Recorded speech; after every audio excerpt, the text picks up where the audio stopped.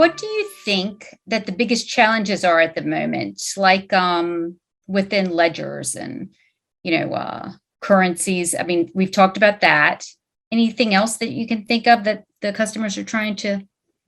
I think the reason most people want to come and talk to me is they want to be future-proof. They want to know what we're planning to do 2 years down the line so that they don't make a mistake today. And then they want to know exactly which day of the week I'm going to release it. But that's kind of that's life. But, a lot of people are moving from the old world with the separate accounting and controlling, and they're trying to put the two together. And they're trying to bring this idea of a ledger into controlling, and they're trying to understand how many ledgers they need and what the different purposes of the ledger is. So they're, to go back to my US headquartered company, I've probably got a US, I probably want US GAAP for everybody, so I can actually have a corporate view of the world. And then in each of the subsidiaries I'm working in, I obviously have US GAAP locally for my US companies, but I've got Canadian GAAP, Mexican GAAP, you name it, in that second ledger.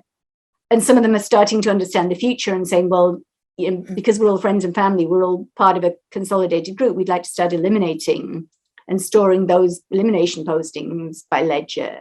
And that's something we're working on at the moment. We're planning to bring it out. So it's not in the book yet.